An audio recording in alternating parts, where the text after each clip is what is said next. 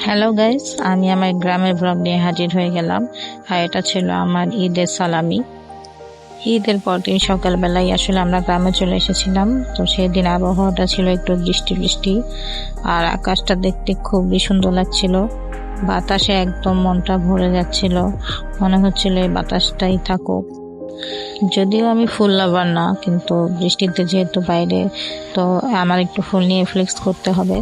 যে দেখো, আমি ফুল নিয়ে কানে পরে নিলাম।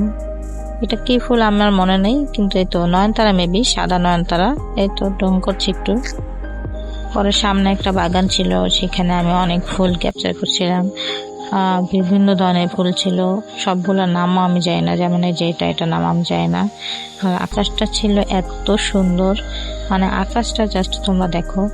আমার বোন ওই যে সামনে দাঁড়ানো, আর এত সুন্দর আকাশ, বাতাস, আমার মা, আমরা সবাই বাইরে ছিলাম, আর এদিকে আমি ভিডিও করছিলাম। খুব ভালো লাগছিল।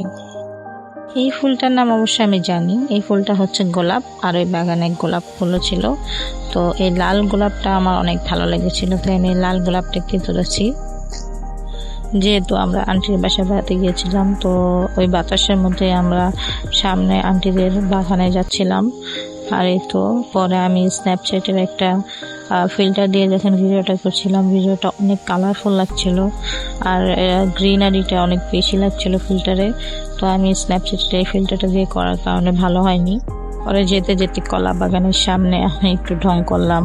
এই তো বাতাসে একটু চুল উড়াতে হবে, মেয়ে মানুষ বলে কথা, বাতাস পেলেই আসলে চুল উড়ানো মেয়ে মানুষের একটা পরম ধর্ম।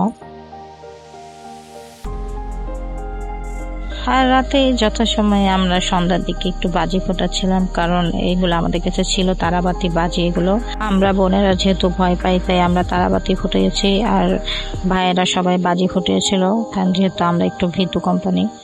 আর এখানে আমার কাজিনটা, ও একটা তারাবাতি নিয়েছে, সেটা অনেক গ্রিন স্মোক বের হয়, তো এটা দেখে খুব ভালো লাগছিল, আর ও অনেক বেশি এক্সাইটেড হয়ে গেছিল।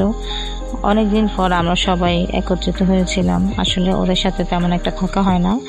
ঈদের সিজনে যেহেতু ওদের বাসায় বেড়াতে আসা হয়েছে, তো সেই সুবাদে আমাদের সবার দেখা হয়ে গেছে। আর এই গ্রিন স্মোকি তারাবাতিটা কিন্তু দেখতে আসলে অনেক বেশি সুন্দর ছিল।